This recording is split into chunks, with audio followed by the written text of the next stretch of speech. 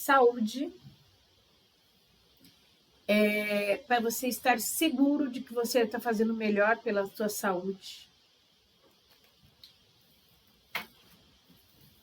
Amor, é necessário foco, determinação, ter alguém de olho em você, mas você tem que querer, tem que focar, tem que se determinar. Dá certo? É bom? É, mas você vai precisar se dedicar um pouco também, tá?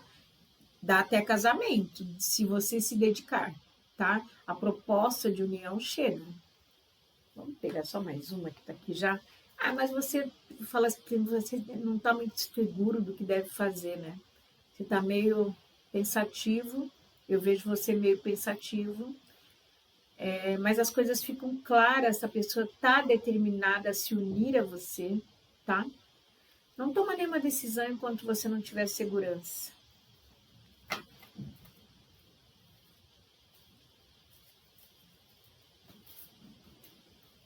Signo de Libra. Librianos, qual o pensamento?